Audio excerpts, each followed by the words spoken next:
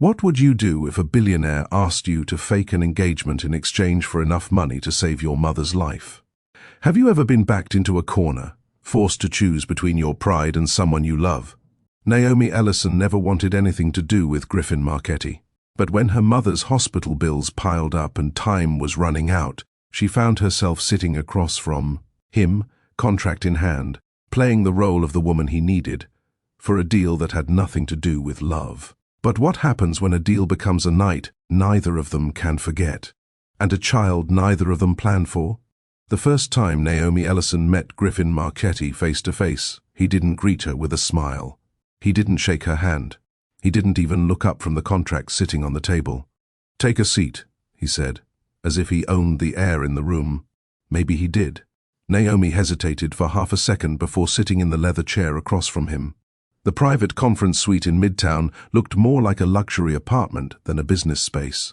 Marble, floors, floor-to-ceiling windows, a skyline view of Manhattan that made everything outside feel small. But not him. Griffin Marchetti was taller in person. Sharper, dark hair slicked back with purpose.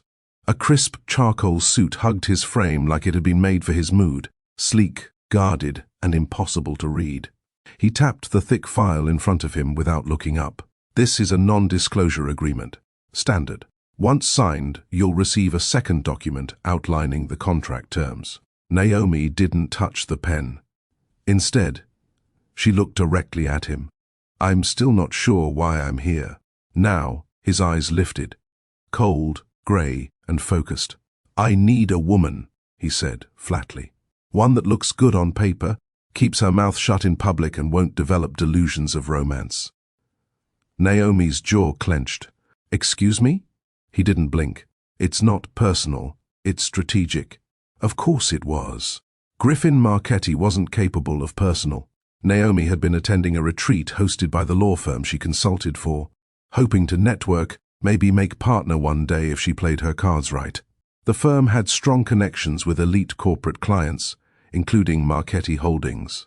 She never expected to be summoned during dinner to meet a potential client. What she walked into was something else entirely. Griffin hadn't called her by name. He didn't compliment her appearance. He didn't ask if she was comfortable. He handed her a proposal. Cold, clear, direct. "Be my fiancée. For 90 days. Attend events. Pretend to love me. In exchange, I'll wire $300,000 to your account and cover your mother's hospital bills. No intimacy. No strings. All fake." And yet, the stakes couldn't be more real. Naomi studied the man across from her. The infamous Griffin Marchetti. Tech mogul, billionaire investor, ruthless corporate tactician. The media called him the Ice King. Looking at him now, Naomi understood why. But she wasn't intimidated. Not fully. "I'm not some socialite or aspiring influencer," she said quietly. "I don't do arm candy." "You're not being asked to," he said, finally leaning back. "You're being asked to play a role. You have the credentials, the look, and the brains. Most women I've dealt with couldn't fake authenticity. You can—" She should have walked out. She almost did. But then his voice lowered. "I know about your mother. I had her name screened before your file landed on my desk." Her stomach dropped. "You have no right. She's on a waiting list for advanced therapy, a list that could be bumped up with a single call." "My call." Naomi stood up fast. "I'm not for sale." Griffin looked up at her, unmoved. "Neither am I. But I know how to use leverage. So do you. That's why you're here." The room pulsed with silence. Naomi felt like she was being tested. No, targeted. He wasn't asking. He was daring her. And the worst part, he wasn't wrong. Naomi sat back down slowly. She was 27, a Brooklyn girl with a degree from Howard, years of corporate experience. And the kind of quiet brilliance most men never saw coming. Her father had died when she was 16. Her mother had raised her on love and little else. Now, her mother's health was deteriorating by the day. Naomi had drained her savings, applied for grants, begged her insurance to stretch coverage. She had options, just not good ones. "I want everything in writing," she said finally, "including the no-contact clause." Griffin nodded. "You'll have it by morning. And once the 90 days are up, I walk. No loose ends," he agreed. She reached for the pen. Her hand trembled. He watched her. "You're making the right choice," he said. "I'm making the only choice," she corrected. And she signed. 2 days later, Naomi was escorted into Griffin's penthouse. Everything smelled like money. Clean, cold, unbothered. Black granite counters.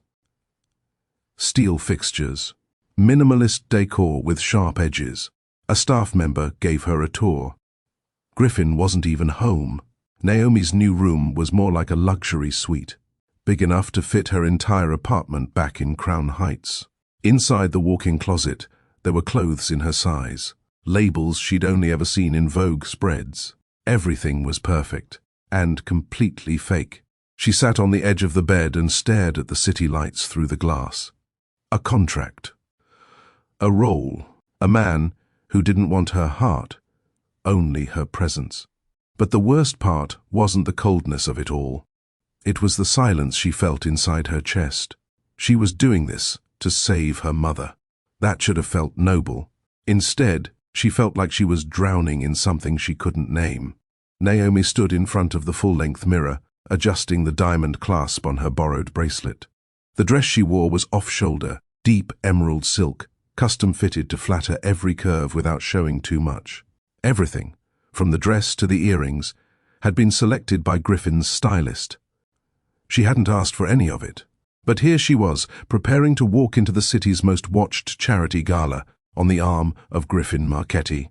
The car ride was quiet. Griffin scrolled through his phone, unreadable as always. Dressed in a black suit that was perfectly tailored, he looked like the man the headlines loved to photograph, sharp, calculated, and emotionally unavailable.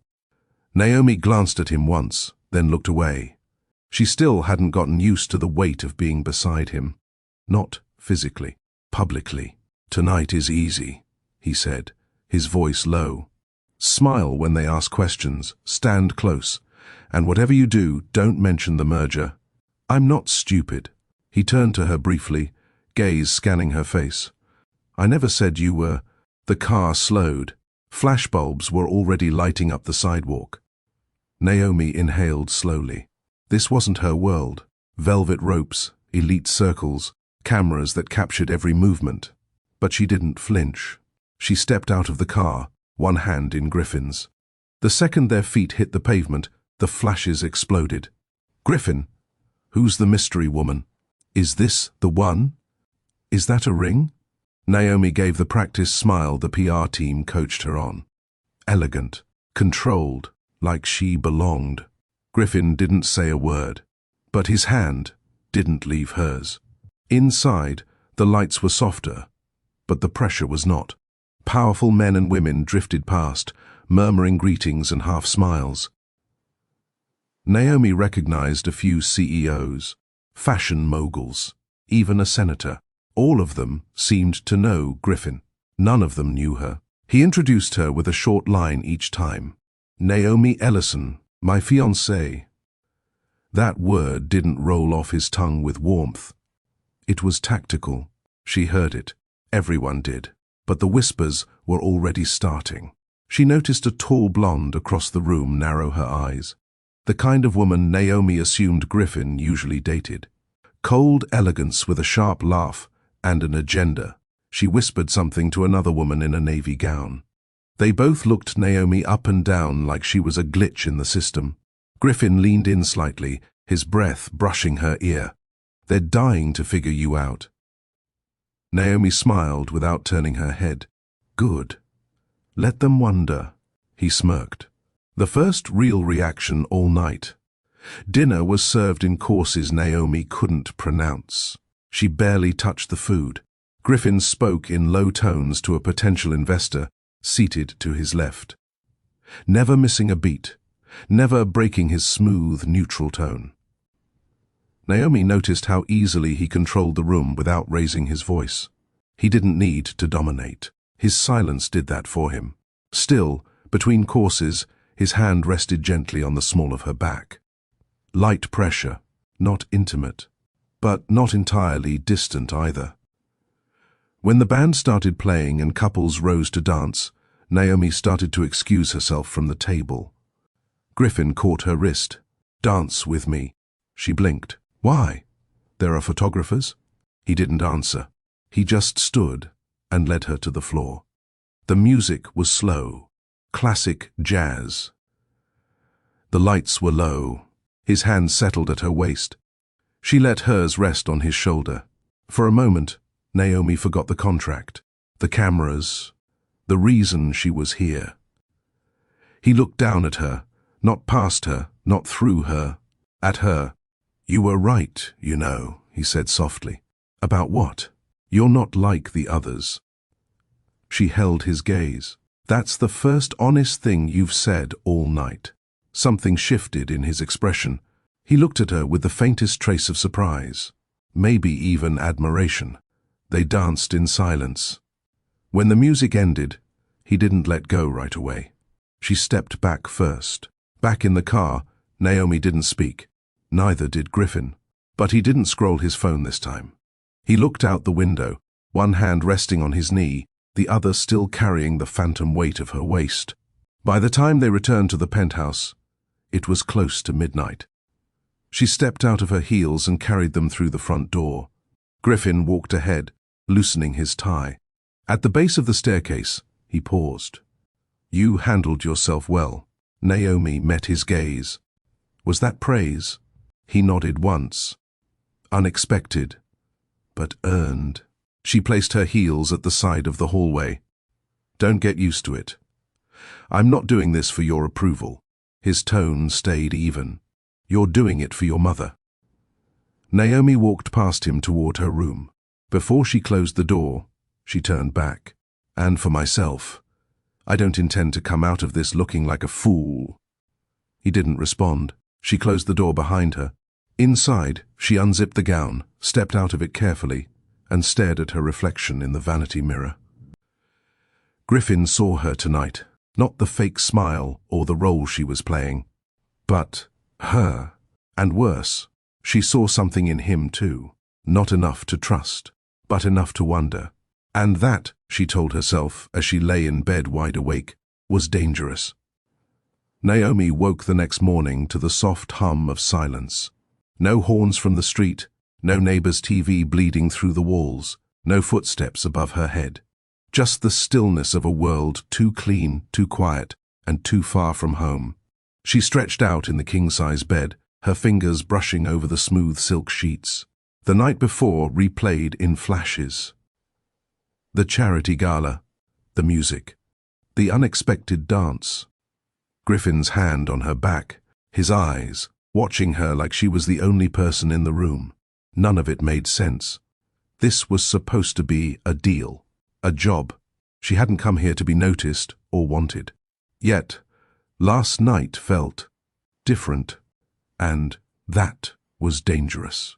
Pulling on a robe, Naomi padded out into the hallway. The penthouse smelled like fresh espresso and whatever cologne Griffin wore that lingered in the air long after he passed. She found him standing in the kitchen, dressed in another dark suit, his tie undone around his neck, sleeves rolled halfway up. He didn't look up when he said, "Coffee?" She blinked. "You made coffee?" "I own the machine. Thought I'd use it." Naomi stepped closer, crossing her arms loosely. "That's a first. I also fried eggs," he added without emotion. "Try not to faint." She raised a brow, surprised. "Do your assistants know you're capable of being human?" He handed her a cup. "Don't ruin the illusion. I have a reputation to maintain." Their eyes met briefly, and to Naomi's shock, he smiled. Not a PR smile, a real one. Small, but real. They sat across from each other at the bar counter. Griffin read over something on his tablet. Naomi sipped quietly. The silence between them wasn't as cold as before. It was occupied, familiar, like two people who had stopped pretending for just a moment. "You weren't what I expected," he said suddenly. She looked up. "What did you expect?" "Someone more compliant. Someone who'd stay quiet and take the money without looking me in the eye." Naomi's jaw tightened. "You really think that's who I am?" "I didn't know," he admitted. "But you keep proving me wrong."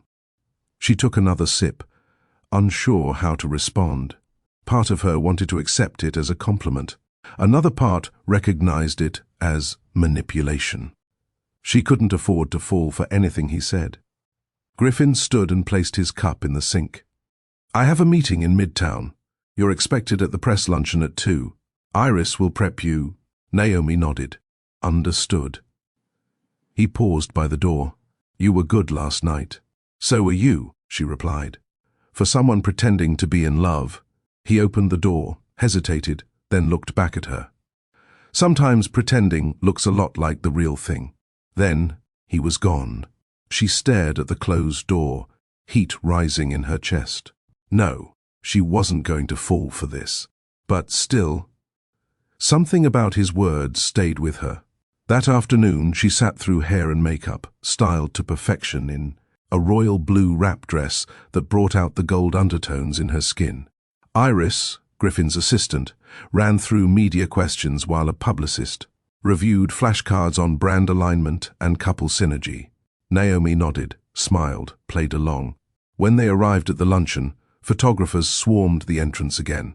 This time, Griffin held her hand longer, kept her close, whispered something in her ear that made her laugh, even if she couldn't remember what it was. Cameras caught it. Inside, the guests smiled at them like they were royalty. Naomi answered questions with ease, talked about how they met through mutual friends, how their values aligned, how she was drawn to Griffin's vision and discipline. None of it was real. But something about the way Griffin looked at her while she spoke made her skin warm under the surface. After the event, they returned to the penthouse. Naomi stepped out of her heels in the foyer and unpinned her earrings. "You're getting good at this," he said behind her. She turned slowly. "You think I enjoy being paraded around?" "I think you enjoy being underestimated," he said, "and then proving everyone wrong." She stared at him. "Why do you say things like that?" "Because I watch. And I remember. You're not supposed to be paying attention. Neither are you." They stood there, the tension stretching thin between them. Griffin took a slow step forward, then another. Naomi didn't move. "I haven't touched you," he said, voice low. "Not since that night." "I know, and I won't. Unless you want me to." Naomi's chest rose. "This isn't part of the deal. I don't care about the deal anymore." Her throat tightened. "Then what do you care about?" He looked at her for a long, silent beat. "You." She turned her head slightly. "You don't even know me." "I'm trying to." She stepped back, heart pounding. "Don't do this. Don't pretend this is something real." "I'm not pretending. You don't know how to be real." Griffin didn't argue. He just let her walk away. She closed her bedroom door behind her and leaned against it. Her hands were shaking. This wasn't supposed to happen. This wasn't part of the plan. She had come here to play a role, protect her heart, help her mother. But something about Griffin, the way he watched her, listened, didn't push, was pulling her in. And that scared her more than anything else. Naomi avoided Griffin for the rest of the evening. She claimed she was tired, locked herself in her suite, pulled the curtains shut, turned off the lights, and laid in bed, staring at the ceiling. Her phone buzzed a few times, mostly messages from her cousin checking in. She replied quickly, then set it to silent. She couldn't stop thinking about what Griffin had said. "I don't care about the deal anymore." No one had ever confused her more. 1 minute, he was all strategy, silence, and perfectly timed gestures. The next, he looked at her like she was the only thing grounding him. But Naomi didn't trust easy. She never had. Especially not men who used power like currency and silence like a weapon. She remembered her father's voice, warm, loud, and always full of love. He died when she was 16, and her mother had never recovered from the grief. That grief had shaped Naomi's entire view of love. It always left someone behind, and she wasn't about to be that someone. The next morning, Naomi came down for breakfast dressed casually, jeans, a white tee, and her curls pulled into a low bun. She expected the kitchen to be empty, like most mornings. But Griffin was there. He wasn't in a suit today. Instead, dark slacks, a black long sleeve, sleeves rolled. He was standing barefoot by the counter, pouring 2 cups of coffee. "You look human," Naomi said, before she could stop herself. He handed her a cup. "Don't get used to it." She smirked. "I wouldn't dare." They stood there in a silence that wasn't cold, just careful. Griffin was the first to speak. "Are you still mad at me?" Naomi raised a brow. "For what? Using me as a pawn in a billion-dollar merger, then trying to act like that night between us meant something?" He didn't flinch. "I deserved that." "You did." "I didn't expect to feel anything." Naomi placed her cup down, folding her arms. "Then why did you ask me to stay last night?" He met her eyes. "Because you make me feel something. And I don't know what to do with that." She blinked, caught off guard by the honesty. "Most people try to hold on to that feeling," she said, quieter this time. "You seem like the type who runs from it." "I usually do." "Then maybe I'm not the one who should be scared." He looked down for a moment, jaw tight. "What if I said I wanted to try?" Naomi exhaled. "Griffin, I don't want to be another project you experiment on. I'm not a test." "I know." "I won't be your escape from loneliness or your shortcut to redemption." "I'm not asking you to fix me," he said. "I'm asking for a chance to show you I'm already trying." That stopped her. She studied him. This man who controlled boardrooms without blinking, who could destroy careers with a signature. Standing here barefoot, asking her for patience like it was the only thing he'd never been taught to earn. "Okay," she said finally, "but I have one rule." He waited. No lies. "If you feel nothing, say it. If you feel something, don't hide it behind business deals and private jets." Griffin nodded slowly. "I can do that." "Good. Because I'm not falling for the version of you that smiles at cameras. I want to see what's under all that." He reached for her hand. She let him take it. The touch was soft, steady, real. Later that afternoon, they were scheduled to attend a small charity board meeting where Naomi would be introduced as Griffin's fiancée to a circle of elite investors tied to the merger. She changed into a sleek black pantsuit with gold accents, heels that didn't scream too loud, and a soft wave in her hair. Griffin was already dressed when she stepped out. Charcoal grey suit, navy tie, no expression. But when he saw her, his gaze lingered, not in a possessive way, but with something she couldn't quite name. "You're staring," she said. "Can't help it." She looked away to hide the flush creeping up her neck. The car ride was quiet, but warm. They didn't speak much, but it wasn't the silence that had defined their first weeks. It was companionable, comfortable. At the event, Naomi spoke clearly, shook hands, remembered names. She sat beside Griffin during the round table and offered 2 suggestions on the community development plan that even the board chairman took notes on. Griffin didn't interrupt once. When the meeting ended, he leaned toward her and whispered, "Remind me to promote you." She smiled. "I'm not looking for a job." "Too late. You've already run circles around half the men in this room." They left early, skipping the cocktail hour. Back in the car, Naomi leaned her head against the window, watching the skyline blur past. Griffin's voice was low. "You never told me what you wanted before all this." She turned slightly. "Before what?" "This. Me. The deal. The fake ring. The cameras." She thought for a moment. "I wanted to open a community legal center in Crown Heights. Help people who don't have the money or knowledge to defend themselves." He looked at her, surprised. "You're serious?" "I always am." "Why didn't you?" "Life happened. My mom got sick. I had to survive first." He nodded. "You're not just impressive. You're dangerous." Naomi smiled softly. "Not dangerous. Just determined." Griffin turned to face her fully. "What if this ends and you still want that dream?" "I'll find a way to make it happen." And if I help you? She raised an eyebrow. Then maybe I'll believe this wasn't all a performance. He didn't say anything, but his hand reached across the seat, not demanding, not forcing. She looked at it for a second, then took it. Fingers laced. And for once, it didn't feel fake at all. Have you ever started to feel something for someone you weren't supposed to trust? Naomi knows what it's like to be used, to be seen as a means to an end. But now, the man who once saw her as a strategy is showing signs of something deeper. Would you take the risk, or walk away before it hurts? If this chapter hit a nerve, drop a comment below. Tell us, do you believe people like Griffin can truly change? And if you're still with us, don't forget to like this video, share it with someone who loves stories of second chances, and hit subscribe.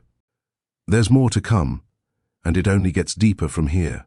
The night of the corporate benefit had arrived, and everything about the event screamed excess. Floor, length gowns, designer suits, and crystal chandeliers that sparkled like stars in a man-made sky. Naomi stood at the center of it, feeling both out of place and completely in control. She wore a deep burgundy dress, sleeveless with a high neckline and open back. Her hair was swept up, neck bare, eyes lined just enough to make her gaze sharp. She had never looked more confident or more dangerous. Griffin hadn't taken his eyes off her since she walked down the stairs.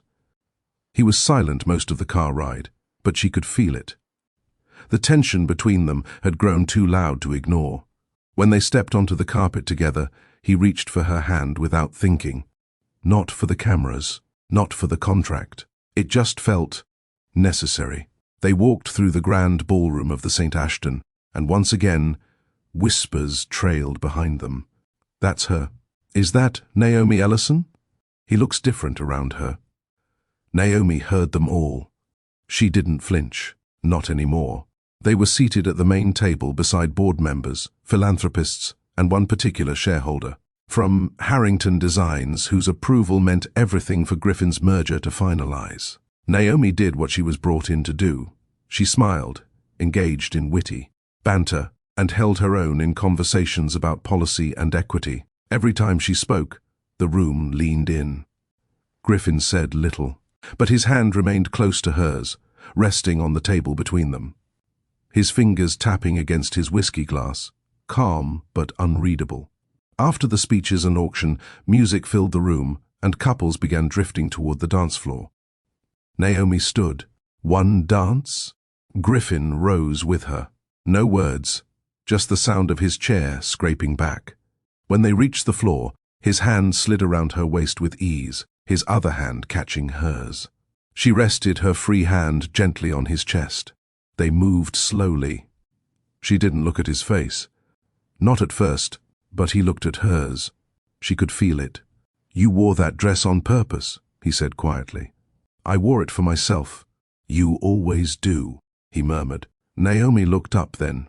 Why are you being careful with me now? His jaw flexed. Because I wasn't before, and I hate how that feels. She opened her mouth to say something, but the words didn't come. Instead, her fingers curled slightly against his chest. It wasn't like the last dance. That had been performance. This felt like confession. They said nothing more. The song ended. Another began. Neither moved. When they finally stepped away from the floor, Griffin leaned toward her ear and whispered, "Let's go." She followed without asking where.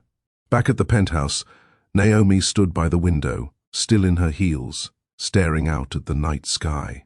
The city buzzed below them. Horns, lights, life. But in here, everything felt still. Griffin poured 2 glasses of wine and handed one to her. She took it, but didn't sip. You've been different lately. I've been thinking, he said, about you. About what I was doing. And what were you doing? Treating you like a business transaction. Naomi turned to him. That's exactly what I was. You weren't. Not even then. She laughed once, bitter and low. Griffin, you didn't even see me. He stepped closer. I see you now. That's not enough. I know. His voice was quiet, steady, No grand apology, no manipulation, just truth. Naomi set her glass down.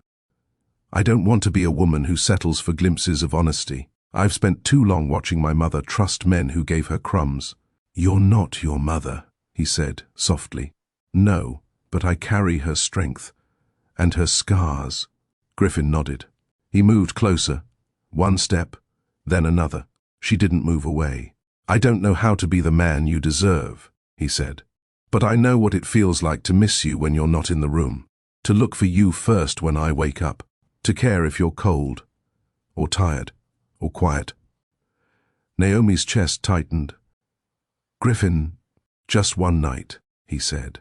No cameras, no roles, no scripts. Naomi looked into his eyes and found no lies. She stepped forward. He reached for her slowly, brushing her cheek with the back of his fingers.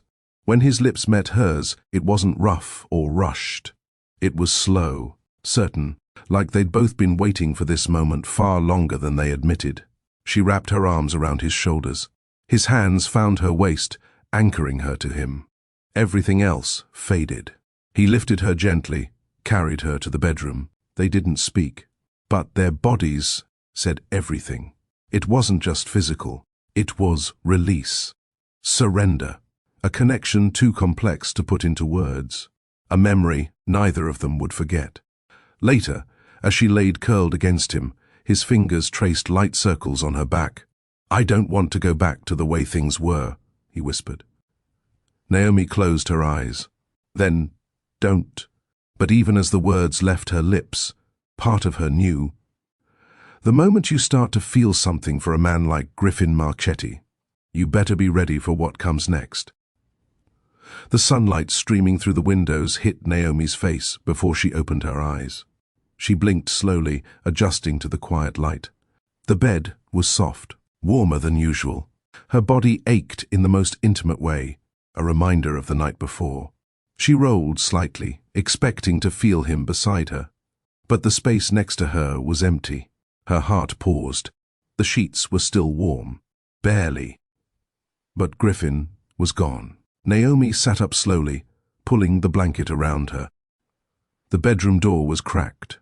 She listened, but the penthouse was silent. No voices, no clinking glass, no slow jazz humming in the background. Just silence.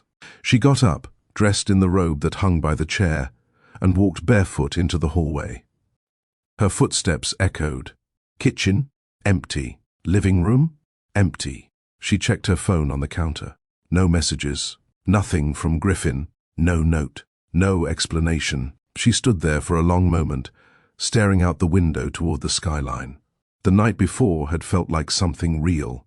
But this was the cold reminder of who he was, what their arrangement had started as, and maybe what it still was to him. Naomi sat at the counter and poured herself some water, trying to shake the heat in her chest. She wasn't going to cry. She wasn't going to start assuming things either, but she wasn't naive enough to pretend it didn't hurt. That's when Iris, Griffin's assistant, stepped into the foyer with her usual efficiency.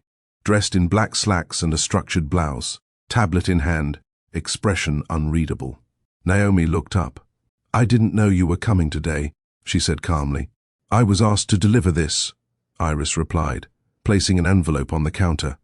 Naomi frowned. What is it? Griffin had to leave early. Emergency board call regarding the Harrington merger. He'll be in meetings until late. Iris gave a tight smile. He asked me to make sure you have everything you need today. Naomi stared at the envelope. Inside was a schedule, a list of events she was expected to attend in the coming days. A revised list of press talking points, a few notes on wardrobe, everything but an explanation. She folded the paper slowly and looked up at Iris. Did he say anything else? No, ma'am. Naomi forced a smile. Of course he didn't. Iris hesitated, as if she wanted to say more. But she didn't. She nodded politely and stepped out. Naomi sat there a little longer before she finally moved. By afternoon, she was dressed and ready for a solo lunch appearance at a downtown boutique opening where Griffin had originally planned to join her. Now, she'd be alone. The car arrived on time. Cameras flashed the second she stepped out. She smiled, said all the right things, posed beside the designer, waved, dodged a few questions about Griffin's whereabouts, all while her mind spun. Had she misread everything? Was last night a mistake to him?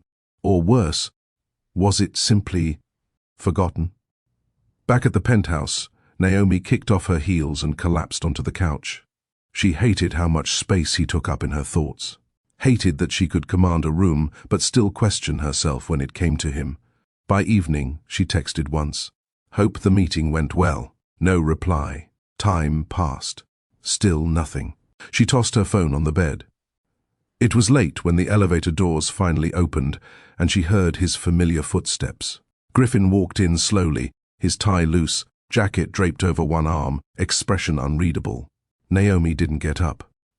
He saw her sitting on the couch, one leg tucked under her, arms crossed. You disappeared, she said quietly. I didn't plan to, he replied. You left before I woke up. I didn't want to wake you. You didn't want to deal with me. His brows drew together. That's not fair. No, what's not fair is acting like last night was something more and then vanishing like it was nothing. I had work. You always have work. Griffin ran a hand through his hair, tired. You know I'm not good at this. I don't need you to be perfect, she said, voice sharper now. I need you to be consistent. He looked at her then. Really looked. You think I don't care? I think you don't know how to stay. I stayed all night, he said. I held you while you slept. And then you left without a word. He stepped forward, jaw tight. You scare me, Naomi. She blinked. Excuse me? You make me want things I've never allowed myself to want. You make me think about mornings and routines, and what kind of father I'd be. That's terrifying. She stood now, matching his energy. So what? You run every time something feels real? He didn't answer. That's why you brought me into this like a contract, she said. Because people you pay don't expect permanence. They don't get hurt when you disappear. I never meant to hurt you. But you did. The silence after her words was heavy. Then his voice lowered. I'm not used to waking up with someone beside me. I didn't know what to do, so I went to work. I told myself it was just habit. But truth is, I didn't want to mess up what we had by being myself. Naomi crossed her arms tighter, eyes locked on his. You don't get to be scared and silent, Griffin. Not anymore. He stepped closer. I'm still learning how to show up for you, but I want to. She softened, slightly. And next time? I'll still be there when you wake up. Naomi exhaled, the fight leaving her shoulders. She looked down. You're lucky I didn't bolt. He chuckled. Just once. I know. She gave him a long look. You're also lucky I'm still here. I don't want to lose you, Naomi. I know I started this all wrong. But I want to finish it right. Her voice was low now. Then don't make me regret giving you another chance. He nodded once. This time, he didn't go to the guest room. He stayed with her, not as a partner in deal, but as a man finally learning to be present. Naomi counted the days left on the contract without meaning to. There were 6 days until she would no longer be Griffin Marchetti's fiancée. 6 days until she could stop pretending. 6 days until she had to decide whether that one night and everything that followed was just a temporary exception or the beginning of something deeper. She'd spent most of the morning packing away the gowns and accessories Iris had ordered for her. Not because anyone asked her to, but because it felt like time. The moment the zipper closed on the first garment bag, something in her chest tightened. She paused, her hand resting on the soft velvet of a dress she wore just 2 weeks ago, the one Griffin couldn't stop staring at. Naomi didn't know what she was feeling anymore. She only knew that each time Griffin looked at her lately, it didn't feel like performance. And yet, the contract was still real. The merger was still real. She had no idea what, if anything, was beyond that. She heard the elevator chime as Griffin returned home. She didn't move, didn't call out. She just kept folding clothes, one careful piece at a time. He walked in, his shoes clicking softly against the floor. When he reached the bedroom doorway, he stopped. "You're packing." She didn't turn around. "The agreement ends in 6 days. I figured I'd beat the rush." He leaned against the doorframe, watching her. "I thought we weren't pretending anymore." "I'm not. But the world still is." Griffin stepped closer. "Naomi." She cut him off, quiet but firm. "I'm not asking for promises. I'm not asking for forever. I just want clarity." He sat on the edge of the bed, his voice lower now. "You want to know what happens when the clock runs out?" She nodded. "Exactly." He stared down at the floor. "I don't know." That hurt more than she expected. "I don't do this," he continued. "I've never let anyone into my life like this. Not even close. I don't know what I'm doing half the time." "You don't have to have all the answers," she said softly. "You just have to try." "I am trying." "Then show me." Griffin looked up, his gaze meeting hers. "I don't want you to leave." Naomi held his stare. "That's not enough. Wanting me here isn't a plan." He stood, walked over to the window, and shoved his hands in his pockets. "The Harrington deal closes Friday," he said. "And after that, the contract won't matter." She waited. "I don't want to go back to the way I used to live, but I also don't want to drag you into a life built on business and camera flashes." Naomi stepped forward slowly. "You didn't drag me, Griffin. I walked in on my own. But I won't stay where I'm only tolerated." "You're not," he said quickly. "You're not just tolerated. You're the only real thing in my life right now." Her chest rose and fell slowly. "Then say it, not just here in private. Say it when the world's watching. Say it when you don't have to." He nodded once. "I will." She turned back to her bags, unzipped one. Griffin stepped behind her, slid a hand gently over hers, stopping her movement. "You don't have to pack." "Not yet." She didn't move for a long moment. Then finally, she let go of the dress. The week passed in a blur of final meetings, press calls, and staged appearances. Griffin was calm and composed in every room, but Naomi noticed the small changes. He stayed closer, spoke softer, asked more questions. He wasn't perfect, still guarded at times, but he was present. On Thursday night, Griffin came home late. Naomi was sitting on the balcony, wrapped in a light sweater, nursing a cup of tea.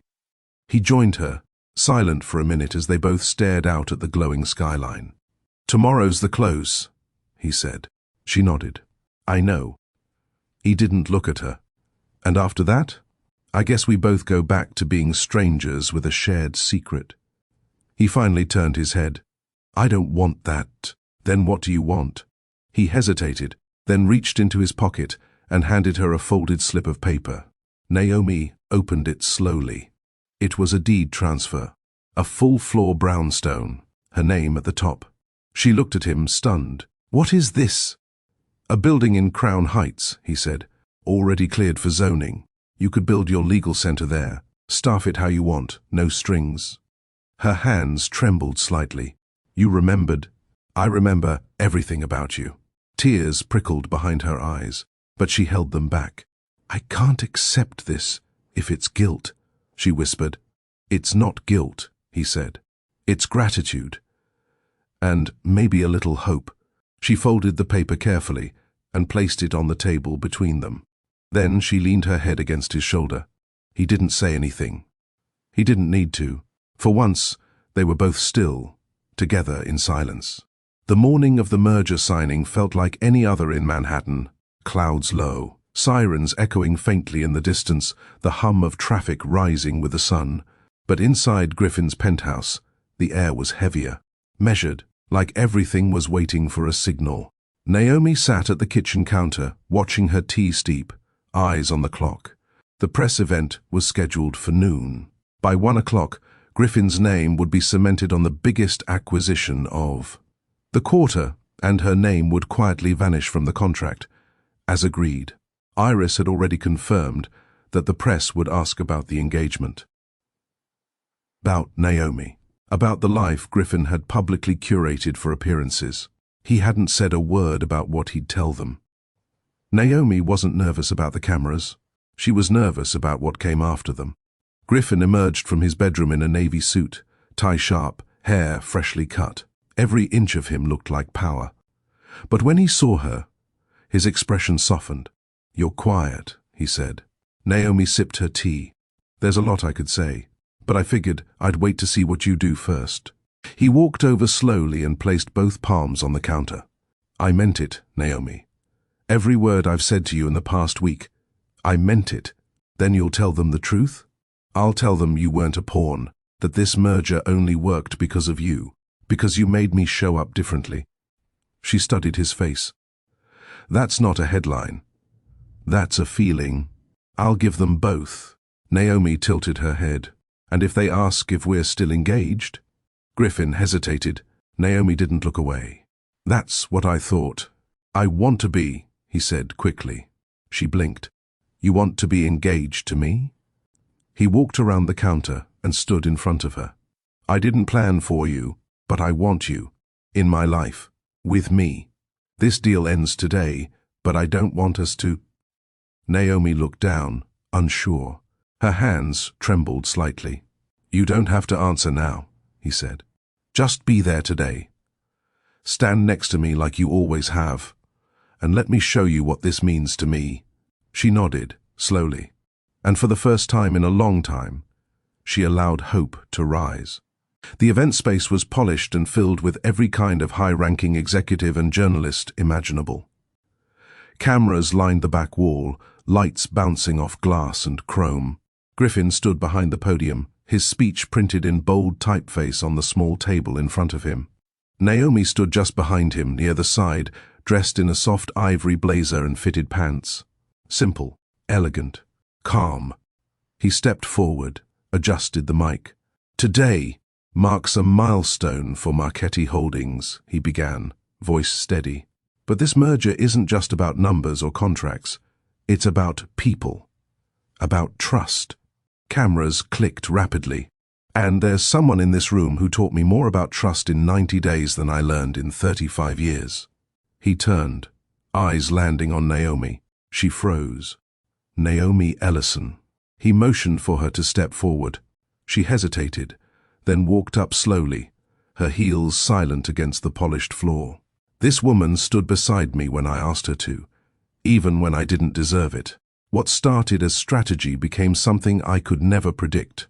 Real, steady, honest." Gasps moved through the room. Questions fired from reporters. Flashes brighter now. Griffin looked straight ahead. "I won't answer questions about our arrangement, but I will say this. Naomi changed my life, and I want her in it, not as a figure, not as a cover, but as my future." Naomi's breath caught. Someone shouted, "Are you getting married?" Griffin turned slightly toward her. "Only if she says yes." The room erupted. Naomi's heart pounded in her ears. She looked at him. This man, who once treated her like a chess piece, now standing in front of the world, asking her for something real. She didn't smile. She stepped closer, took the mic. "This began as a lie," she said, her voice calm. "But it taught me a lot about truth, about who we pretend to be, and who we can become." She looked at Griffin. "He's not perfect, but neither am I." A pause. "But I believe in what we're building, and I'm willing to see where it goes. No ring, no dramatic kiss, just a quiet agreement in front of flashing cameras." Naomi reached for his hand, and Griffin held on like it was the only real thing in the room. That evening, back at the penthouse, Naomi stood barefoot in the kitchen, wearing one of Griffin's dress shirts, her hair down, no makeup, no lights, just her, just him. He poured 2 glasses of wine and leaned against the counter. "You sure?" "No," she said, smiling. "But I'm still here." "Still not enough?" "It's a start." He reached for her waist and pulled her in gently. "I'll give you more than a start." "You better," she teased. He kissed her, slow and certain. And for once, it wasn't about winning. It was about staying. Naomi didn't expect life after the contract to feel so normal. She still woke up early, brewed her own tea, tied her curls into a loose knot, and read headlines before the city fully came alive. But now, there was a toothbrush next to hers in the bathroom, 2 mugs on the counter instead of 1. And Griffin? He was still learning how to be present, but he hadn't missed a morning yet. They were in the same space, but not in the same routine. Not yet. And Naomi was okay with that. The new dynamic was strange and delicate, like learning to walk in shoes that had finally been broken in, but still rubbed the wrong spot if you weren't careful. They no longer needed to appear in front of flashing cameras, yet Griffin found reasons to hold her hand in elevators, touch the small of her back when they passed each other in the hallway, or sit beside her with a kind of ease that hadn't existed before. But then there were the quiet moments, when he would get lost in spreadsheets for hours, or disappear into calls with board members without explanation. Those were the times Naomi's mind wandered back to what they were and what they still might be. Late one night, while Griffin was out of town for a 2-day summit in Boston, Naomi sat on the floor of the bathroom, the cold tile against her thighs, staring at a small white stick. 2 pink lines. Her heart stopped. She didn't cry. She didn't panic. She didn't even smile.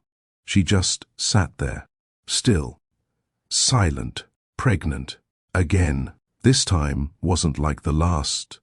This time, things were different, and that made it harder. Naomi stood, washed her face and stared at her reflection. The woman in the mirror didn't look scared, but she was. The next morning, she did what she always did. She got dressed, answered emails, took a walk in Central Park. But everything was tinted now, slower, sharper. Griffin returned later that evening, tired but satisfied. He kissed her forehead, then asked how her day went. She told him. It was quiet. He didn't notice anything was off, or maybe he did, and decided not to ask. For 2 more days, she kept the news to herself. Until a delivery arrived, an antique baby bassinet handcrafted from oak. It was a gift, anonymous. No note, just a card that read, "When you're ready." Naomi stared at it for a long time before calling Griffin into the room. He stood beside her, hands in his pockets. "What's this?" She didn't answer right away. Instead, she turned to him. "I'm pregnant." His expression didn't change. Not at first. Then slowly, very slowly, his breath caught, and his hand came up to run through his hair. "What?" "When did you find out?" 3 days ago. "Why didn't you tell me?" "I needed time to process it," she said. "Last time, I did it alone. I didn't know what you would want now." Griffin stepped back, shaking his head. "Naomi, you should have told me. I'm telling you now." His eyes met hers, tired, maybe, but not cold, not distant. "Is this real?" he asked, softer now. "This baby, this moment, you and me, is it all real this time?" Naomi's voice didn't shake. "It feels real. But you have to decide what kind of man you want to be in it." Griffin looked down at the bassinet. "I didn't think I could be a father," he whispered. "You already are one." She waited. He reached out and gently touched the side of the bassinet. His hand lingered. Then he looked back at her.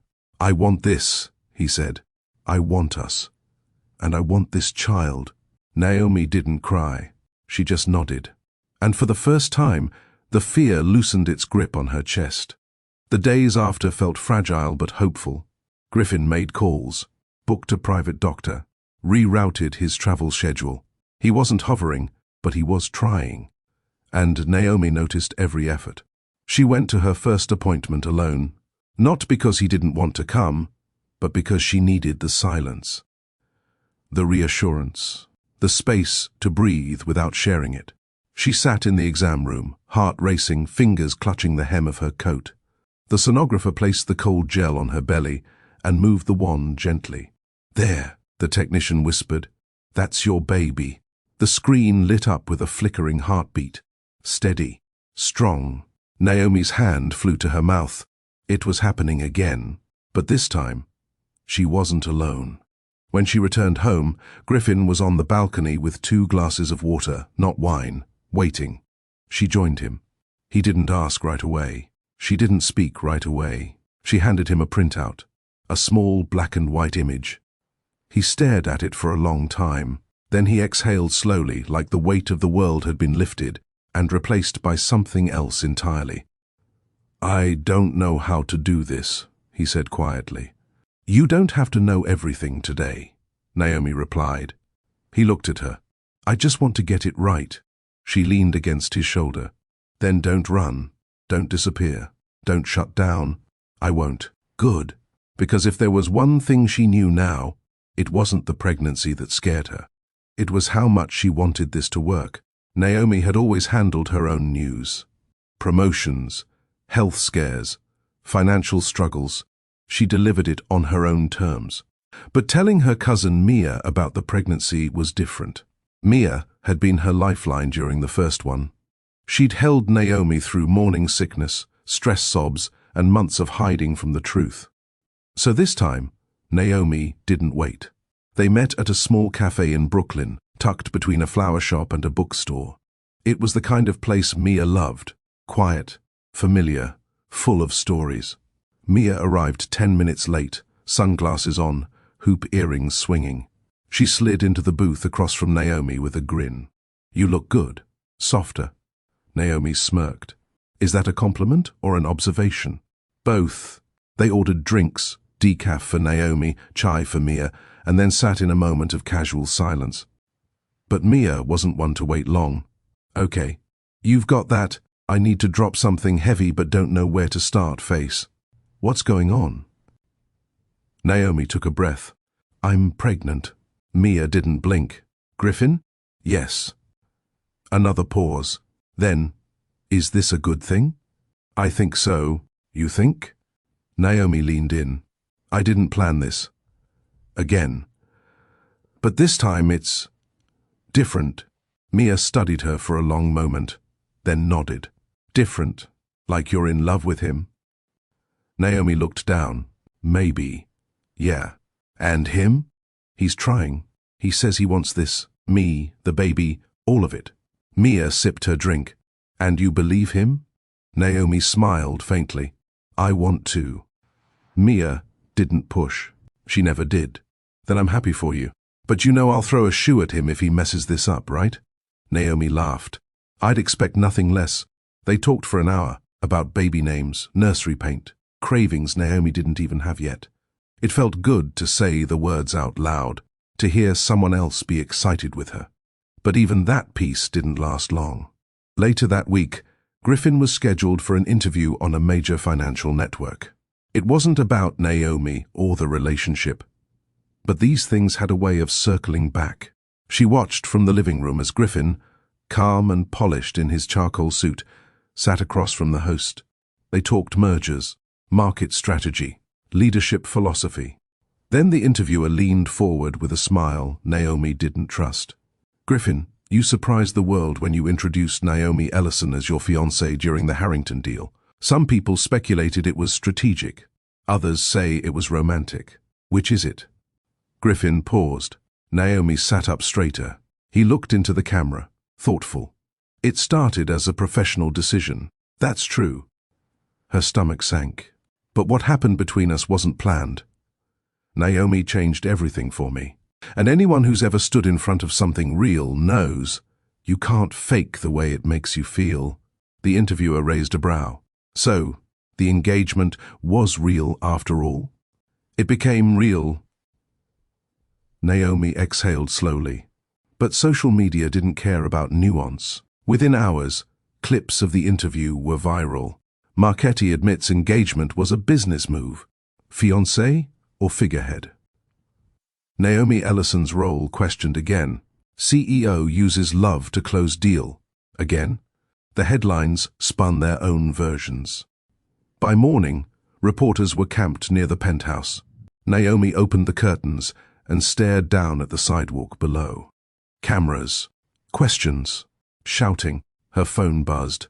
Dozens of messages, some supportive, some brutal. She turned it off. Griffin found her in the kitchen, arms crossed, face hard. "I saw," he said. "You didn't lie," she admitted. "But you also didn't protect me." "I told the truth." "Then why does it feel like I'm standing out here alone again?" Griffin stepped forward. "We can fix this. I don't want a PR strategy, Griffin. I want you to act like I'm more than a temporary scandal. You are." "Then show them." He paused. "You want me to go back on air and I want you to stand beside me when it's inconvenient, when it's ugly, when it costs you." He didn't speak right away. Naomi turned away. "I'm not asking you to save me," she said. "But if you're going to stand next to me in private, you better be ready to do it in public too." Griffin left the room. She didn't follow. Later that night, he returned with a quiet knock on her door. She didn't answer, but she heard his voice through the wood. "You're right. I've spent my whole life hiding behind control, but I'm done hiding. From this, from you, from what we are." She opened the door slowly. He was holding her sonogram picture in one hand. "I want them to see this, to know it's real. If you'll let me." Naomi stared at the image, her chest tightening. He looked at her. "Let's tell our story." "On our terms." She nodded once, and for the first time, they were a team. The photo Griffin posted went live at 1007 a.m. on a Friday. No caption, just the image, his hand and Naomi's, holding a black and white sonogram with their fingers slightly interlaced. The city skyline blurred in the background, soft morning light catching the edge of Naomi's wrist. In less than 20 minutes, the post had over 1 million likes. The comments flooded in. Some were full of awe, surprise, warm wishes, but others weren't. Did he buy the baby like he bought the engagement? She's smart. Secure the heir, secure the future. This is what happens when power gets lonely. She must have signed a new contract. Naomi didn't read them all. She couldn't. She closed the app, locked her phone, and sat quietly on the edge of the bed, one hand resting on her stomach. This pregnancy was nothing like her first. Emotionally, it was heavier. The fear wasn't in the parenting. Naomi had been raised by a strong mother and knew how to be one. No, this fear was rooted in vulnerability, in being exposed, in loving someone so much their misstep would hurt her more than the world's noise ever could. Griffin walked in quietly and placed a warm tea beside her. He didn't say anything at first. He knew better. After a few minutes, he sat beside her. "They don't know us," he said. "I know. They don't matter. They shouldn't," she said. "But today, they do." He looked at her, waiting. Naomi turned to face him. "This world doesn't make space for women like me to rise without questioning how we got here. You think you're shielding me, but the second you say something human, they assume I manipulated you, that I climbed on your name." Griffin's voice was steady. "Then let's give them something else to focus on. The truth, not the polished version. Ours." Naomi studied him for a beat. "That's not just a press release, Griffin. That's your life. Our child's life." He reached out and touched her belly gently. "Then it's time I start living it with intention." That afternoon, they sat down for an exclusive interview, not with a national network, but a well-respected independent journalist Naomi trusted. They set it in Griffin's home office. No lights, no crew, just a single camera and the sound of rain tapping softly against the windows. The journalist, Carla, was calm, balanced, honest. The conversation started with business, then pivoted. "So, let's talk about the engagement that shocked the industry, then the pregnancy that quieted it." Griffin didn't flinch. "I made a lot of decisions out of fear," he said. "But this one came from something better. Naomi taught me how to stop hiding behind control. And for once, I let something real into my life." Carla turned to Naomi. "Was it ever just business for you?" Naomi didn't hesitate. "It started that way. But love doesn't care how things start. It shows up when you least expect it. The question is whether you're brave enough to admit it." "And were you?" She smiled softly. "Eventually, Carla paused. And now? Griffin reached for Naomi's hand. We're choosing each other. Every day. That's what love looks like for us. The segment was raw, understated, and when it aired, it didn't go viral, but it resonated. People began to shift. Comments softened. News cycles faded. And in the quiet that followed, Naomi felt something new. Breathable air. The next few days were slower, quieter. The penthouse didn't feel like a stage anymore. It felt like a home in progress. One still learning how to hold joy without tipping. Naomi spent time designing the nursery. She chose neutral earth tones, gold accents, soft cottons. Griffin helped without asking. He painted walls, carried boxes, installed shelves. He didn't talk about the business much during those hours. Just about cribs, childhood books, the kind of music he wanted the baby to fall asleep to. It was strange, beautiful, honest. One night, Naomi stood in the doorway of the half-finished nursery, watching him place a stuffed elephant on the shelf. She spoke before she could stop herself. "You're different." Griffin looked over. "Better or worse?" "Better," she said, "but slower, softer." He smirked. "You say that like it's a bad thing." "It's not," she whispered. They stood there, quiet again. Then she stepped forward and touched the edge of the crib. "Do you ever think about your father?" she asked. Griffin's jaw tightened. "All the time. Was he like this?" "No," he said. "He never touched a wall that didn't hold his name, never built anything that didn't scream control." Naomi's voice softened. "So you're already doing better than him." He looked at her, eyes heavier now. "I want to be the man you don't have to doubt, the father this child can count on. The partner who doesn't disappear when things get messy. You're trying." "I'm scared," he said, "every day." "So am I." He stepped closer, rested his forehead against hers. "We'll figure it out." Naomi nodded. And for the first time since the second pink line appeared, she truly believed it. They were no longer pretending. They were building something, brick by fragile brick. Griffin hadn't warned Naomi his mother was coming. She found out the way anyone in Manhattan learned bad news, through the doorman. "Mrs. Marchetti is on her way up," he said over the intercom. Naomi stood frozen in the kitchen, half dressed in sweats and one of Griffin's old t-shirts, holding a half-sliced avocado. Her stomach churned, not from the pregnancy, but from the name alone. She'd heard stories. Juliana Marchetti was not the kind of woman who asked permission. A widow with sharp eyes and a legacy to protect. She'd been silent throughout the fake engagement, the merger, even the pregnancy announcement. Until now. The elevator doors opened, and Naomi quickly wiped her hands and smoothed her shirt as best as she could. Juliana stepped in like she owned the penthouse. Slim, poised, dressed in a dark navy wool coat and heels too perfect for her age. Her grey hair was pulled back into a sleek twist. Her lips didn't curve into a smile. Not even close. Naomi met her halfway. "Mrs. Marchetti, Juliana," the woman corrected coolly. "We may as well get on with the pretense of civility." Naomi stiffened slightly. "Of course." "Would you like to sit?" "I'd prefer honesty," she replied, removing her gloves. Naomi gestured to the living room. They sat opposite each other. Naomi noticed the way Juliana's eyes scanned everything, every flower arrangement, every misplaced throw pillow, every trace of Naomi's presence. "I'll be direct," Juliana began. "I tolerated the engagement. I bit my tongue during the merger. But this pregnancy changes things." Naomi's jaw tightened. "The pregnancy is real, so is the child. Is the relationship?" Juliana asked. Naomi didn't flinch. "Yes. Convenient, isn't it?" Naomi leaned forward.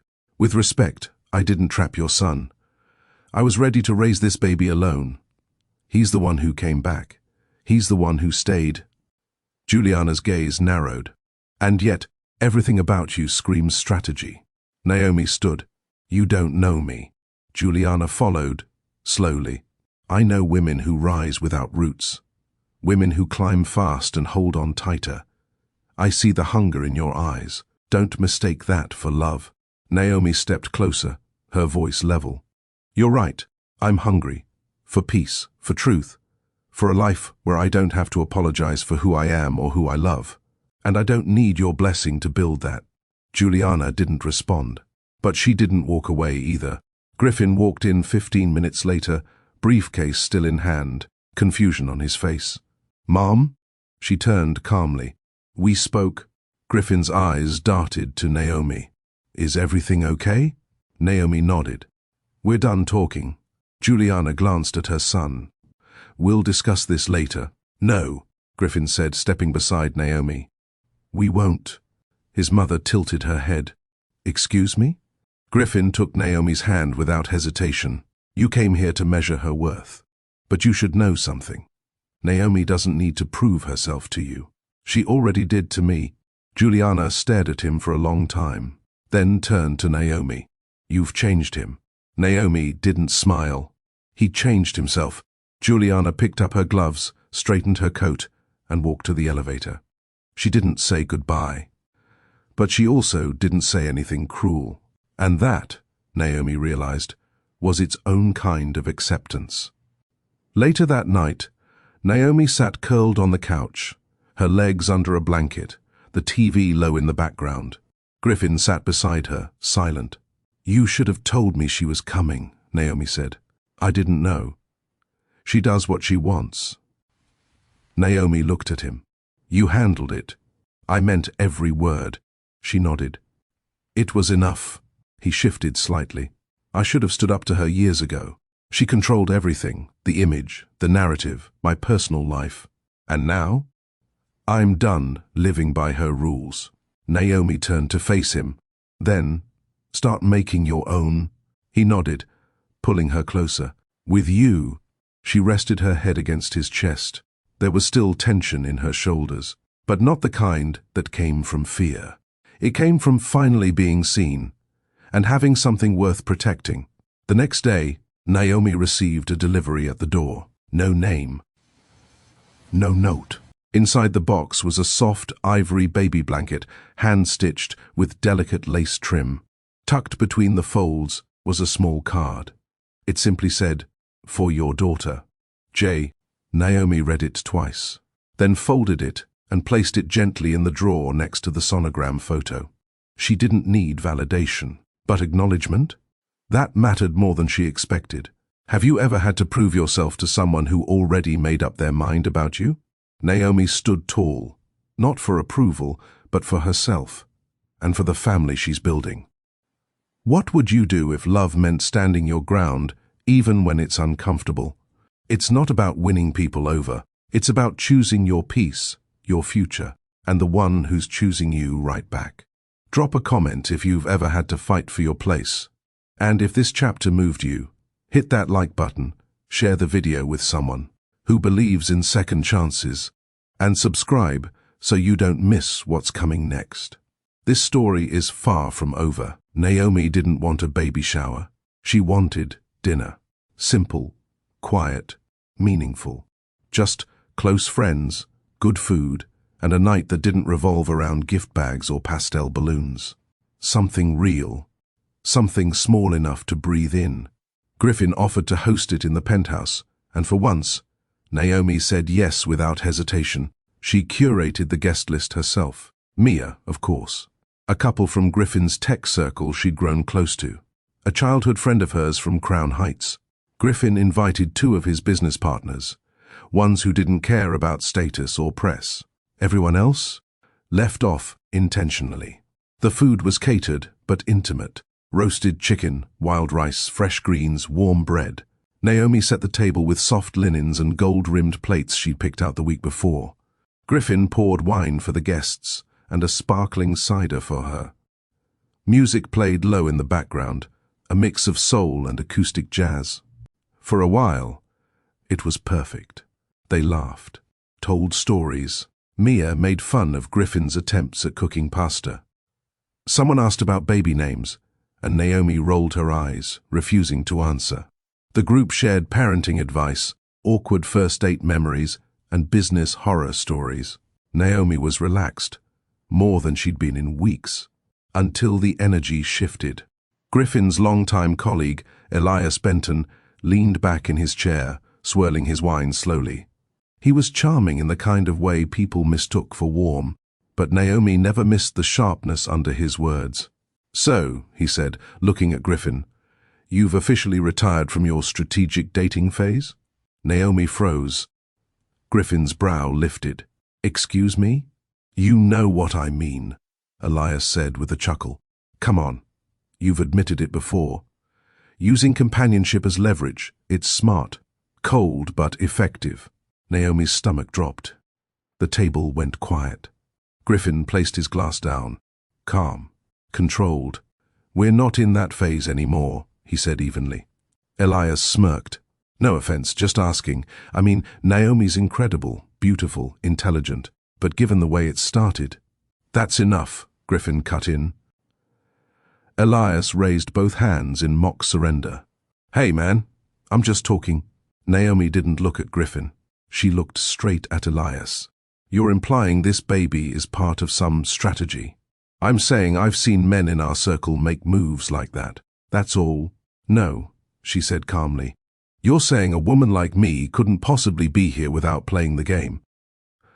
Elias shrugged. "You said it, not me." Naomi stood slowly. Griffin followed, standing beside her, silent but present. Naomi looked around the table. "You all heard it," she said. "The quiet doubt, the masked insult. This is what women deal with when they refuse to stay small, when they walk into rooms they weren't expected to survive in. Every step is questioned, every success reduced to who they were standing next to when it happened." She looked at Elias. "Let me make this clear. I didn't need Griffin to make me valuable. I was valuable when I was sleeping on my cousin's couch, building legal cases for people who couldn't afford an attorney. I was valuable before his name got stitched next to mine. And I'll still be valuable if he walks away tomorrow." The room was still. Elias didn't respond. He didn't need to. Naomi placed her napkin gently on the table. "I think we're done here." Mia stood too, with no hesitation. "I'll grab our coats." Griffin caught Naomi's hand as she turned to leave. "Wait." She looked up. "You don't have to defend your worth. Not here. Not ever." Naomi's voice was steady. "Then, choose better company." He nodded. "I will." Naomi and Mia left without another word. Back at Mia's apartment, Naomi curled up on the couch, a blanket draped. Over her legs, the city lights flickering beyond the window. "I'm sorry," Mia said softly. "That guy was trash." Naomi exhaled. "It wasn't just about him. It was about all the voices that sound like his. Ones I've spent years tuning out. You were brilliant. I'm tired of being brilliant just to prove I belong." Mia handed her a mug of tea. "Then stop proving. Start living." Naomi looked down. "And what if the world never believes this love is real?" Mia smiled gently. "Then screw the world. The people who matter already know." Naomi sipped her tea in silence. She knew Mia was right, but that didn't stop the ache in her chest. Griffin showed up the next morning. No driver. No assistant. Just him. He waited outside Mia's apartment, hands in his coat pockets, hood up against the wind. When Naomi opened the door, he didn't speak. He just held out a small paper bag. Inside, a buttered croissant and 2 hard-boiled eggs. Her favorite. She stared at the bag, then back at him. "I didn't sleep," he said. "I've been up all night thinking about how many times I should have protected you harder. How many rooms I let people like Elias speak, without being checked." Naomi looked away. "I invited him because he's known me the longest," Griffin said. "But it turns out he never really saw me. You did. From the beginning. Even when I didn't deserve it." She crossed her arms. "So what are you going to do about it?" Griffin stepped closer. "I'm building something that's not just yours or mine. It's ours. A family. A future. And if I want our child to grow up watching strength, I need to be the one to lead by example." Naomi's voice dropped. Words are easy, Griffin. He nodded. Then, let me show you. She held his gaze. Then slowly, finally, she stepped aside and let him in. Naomi had never believed in clean slates. In her world, everything left a mark. Even the things you forgave, especially the ones you tried to forget. But Griffin was doing the work. After the fallout at dinner, he quietly cut ties with Elias. Not with a PR announcement, not with some staged apology. Just a firm, clear decision. No more people who questioned Naomi's worth and masked it as banter. He replaced them with intention. They started spending time with people who didn't measure love by headlines. Friends who laughed, loud, asked real questions, and brought Naomi into their lives like she'd been there forever. Slowly, the penthouse stopped feeling like a monument to Griffin's image. It started to feel like a place where life happened. He began reading books on fatherhood. Took walks with Naomi on Sunday afternoons. Asked her about baby names, even though she still refused to commit. Every day, he found new ways to show up. Not for cameras, not for redemption, but for her. One morning, Naomi stood by the mirror in the bathroom, staring down at her slowly growing bump. Her body was changing again, softening, stretching, preparing. She rested her hand gently over the curve. This time, she whispered, "You won't have to do it alone." Later that week, she had a checkup. Griffin offered to go, but she told him it was routine. He had meetings. She had questions. She figured it would be easier alone. The clinic was warm and quiet. Soft music played in the waiting room. Naomi checked in, sat down, and scrolled through baby articles half-heartedly. The nurse called her back within minutes. Everything started normal. Weight, vitals, blood pressure. Then came the ultrasound. Naomi lay back on the table, belly exposed, cool gel smoothing over her skin. The sonographer moved the wand, smiling. "There's baby," she said. Heartbeats strong. Naomi smiled too. Then the woman paused. Her smile faltered. Naomi's heart skipped. "Is something wrong?" "No, no," the tech said quickly. "Just give me 1 second." She pressed deeper, clicked something on the machine, narrowed her eyes. "Naomi," she said gently, "has anyone told you you're having twins?" Naomi blinked. "What?" "2 heartbeats," the woman said. 2 babies. She turned the screen, and there they were, clear as day. 2 small flickers, side by side. Naomi stared at the monitor. Her mouth went dry. Her heart raced. The technician smiled. "Congratulations." Naomi didn't speak. She didn't move. She just lay there, stunned. When she stepped out of the clinic, the sun was too bright, the air too sharp. She called Griffin. "Hey," he answered. "You good?" She swallowed. "We need to talk." He paused. "What happened?" "I'm coming home." She hung up. The car ride felt surreal. Everything around her moved like slow motion. People on sidewalks, traffic lights, horns in the distance. She kept her hand on her stomach. By the time she reached the penthouse, Griffin was waiting near the elevator, jacket off, eyes full of worry. Naomi stepped inside. "I'm fine," she said first. He let out a breath. Then what happened? She handed him the ultrasound photo. He stared at it, confused. "Wait, what am I looking at?" She folded her arms.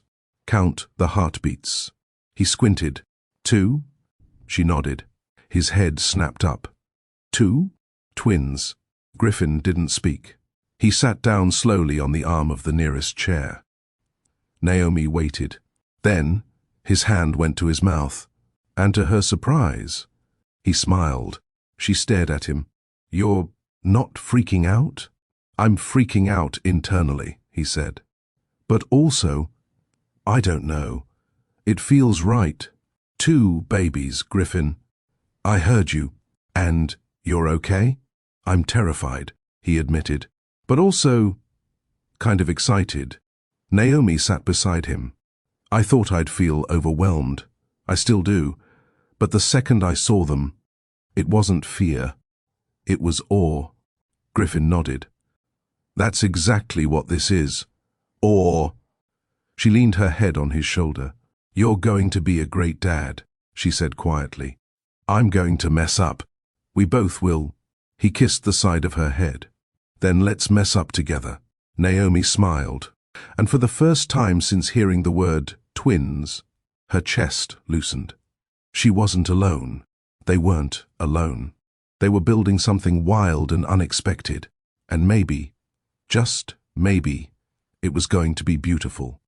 News of the twins didn't stay private for long.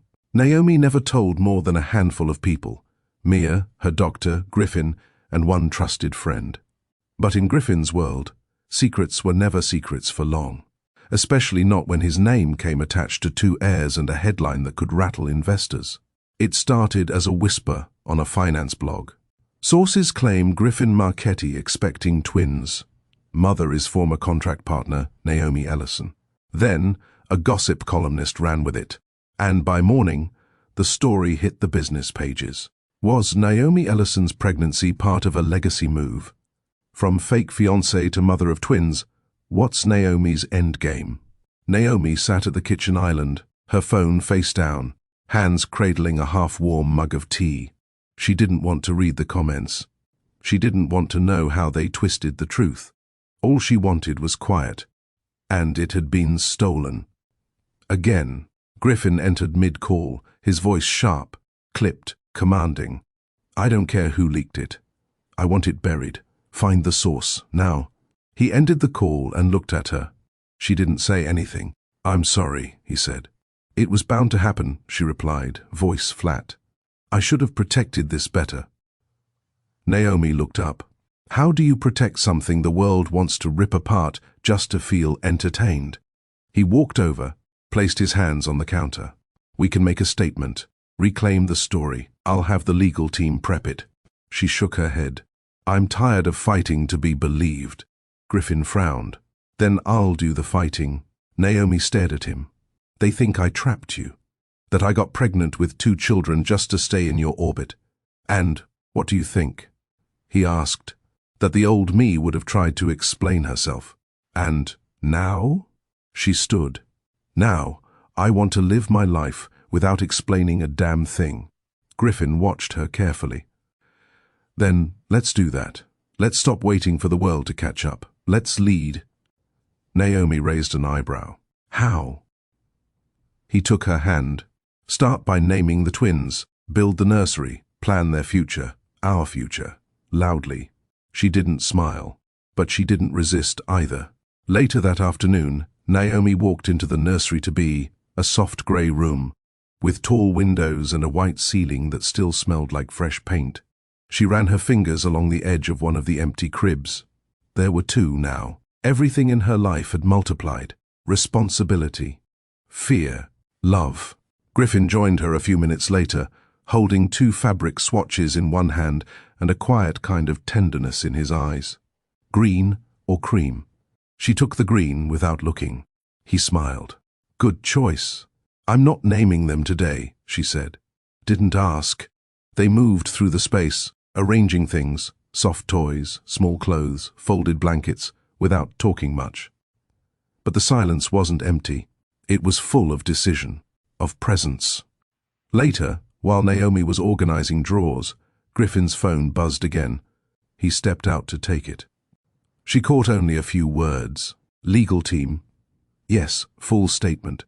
No, she doesn't owe them anything. Naomi stood in the hallway and listened. He wasn't defending himself. He was defending her. When he returned, she met him at the doorway. What are you going to say to them? She asked. The truth.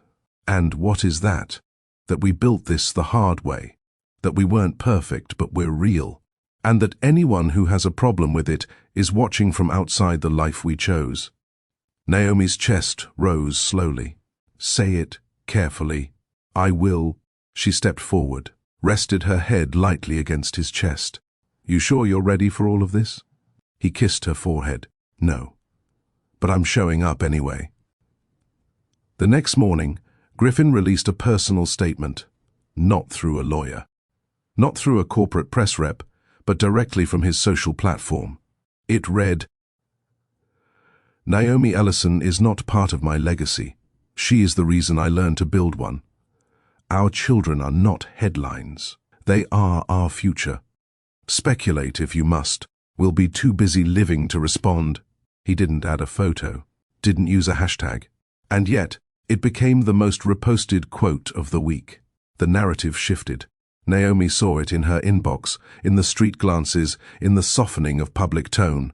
People weren't congratulating her with skepticism anymore. They were beginning to believe it. And maybe, for the first time, she believed it too. Naomi hadn't cried in months. Not when she found out she was pregnant. Not when the gossip sites called her a calculated womb.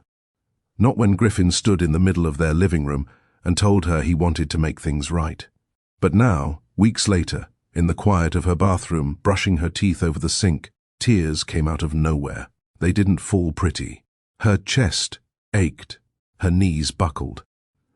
Her hands gripped the edge of the counter as her body betrayed the calm she'd worked so hard to maintain. All she could think was, I didn't ask for this kind of strength. Griffin found her 20 minutes later, sitting on the cool marble floor, wrapped in her robe, face blotchy. He didn't speak right away. He just sat. Then gently said, "What do you need right now?" Naomi stared ahead, eyes empty. "To feel normal." He nodded. "Okay, let's make breakfast." "I don't want breakfast." "Fine. Let's burn the toast and feed it to the ducks." Naomi blinked. "What?" "There's a park 2 blocks from here. Has ducks. You like ducks?" She sniffed. "They're okay." "Then come insult them with some terrible toast." He stood, held out his hand. Naomi hesitated, then took it. They walked to the park in silence, wrapped in oversized coats and sunglasses. Naomi clutched a brown paper bag with 4 slices of burnt multigrain toast. Griffin had deliberately ruined them, like he promised. The ducks didn't mind.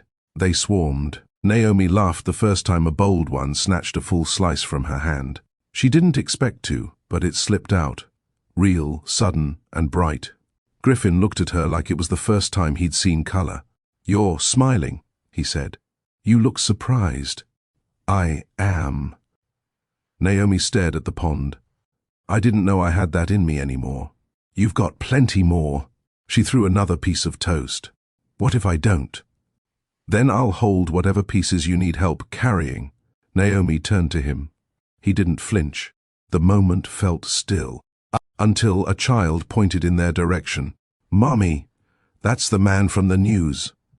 Naomi stiffened. The mother quickly hushed the child and led them away, but the damage was done.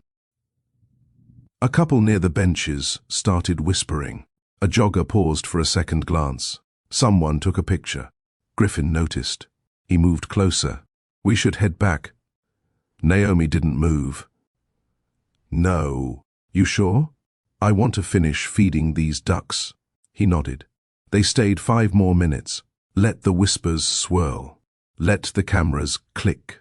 And for the first time, Naomi didn't shrink under the weight of attention.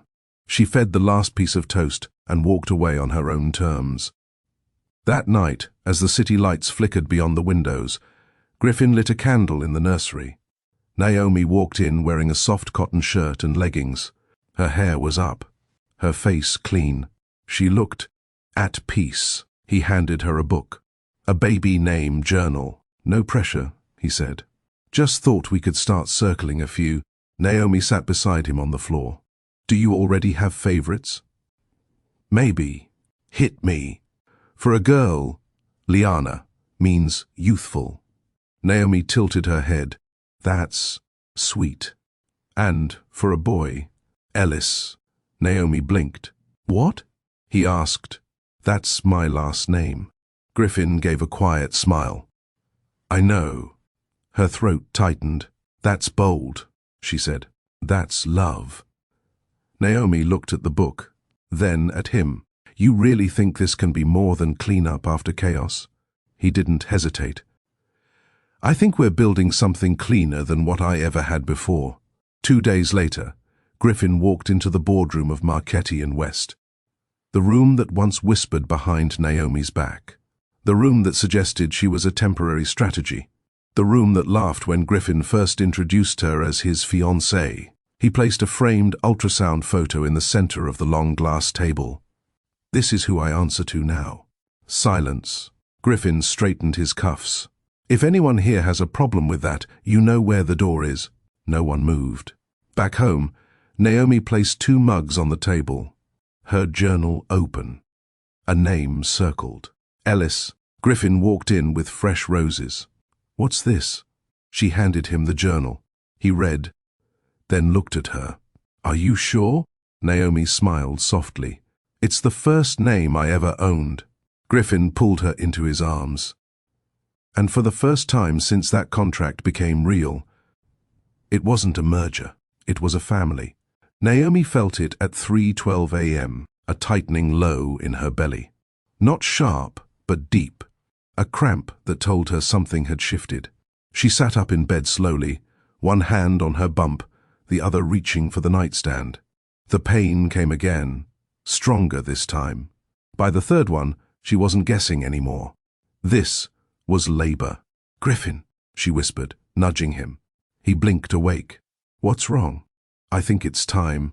He was out of bed in seconds, grabbing the hospital bag, calling the car service, slipping on shoes with practiced panic. Naomi chuckled through another contraction. "You're more nervous than me." He paused, breath caught. I want to do this right." "You will. We both will."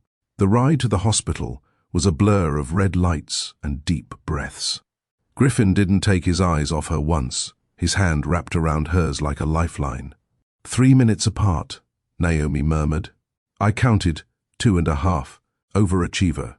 You married one." The contraction hit again, harder. Griffin tried to hide his worry, but Naomi saw it. The man who once negotiated billion-dollar deals without flinching was now sweating bullets over every breath she took. "Griffin," she said through clenched teeth, "if I pass out, don't name them something stupid." His laugh was choked, but real. "Deal." Labor stretched through the next 14 hours. The delivery room was sterile and quiet, except for the soft beeping of machines and Naomi's breathing. She refused an epidural at first, then accepted it after her voice cracked. During a contraction so intense, it pulled a sob from her throat. Griffin never left her side. Not for food, not for rest, not even to answer calls. The world outside didn't exist for him. Only Naomi, only the life they had created. "Talk to me," she whispered, during a calm moment. "Say anything." Griffin leaned closer, brushed sweat from her forehead. "I was wrong the day I brought you into this mess with a pen and a deal," he said quietly. "I thought I needed a wife on paper, but I needed a partner in life." Naomi stared at him. "You're gonna cry." "I probably will.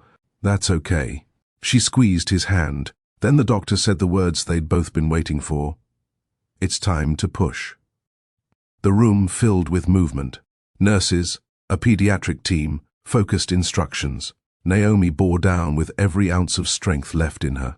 "Almost there," the doctor urged. "One more."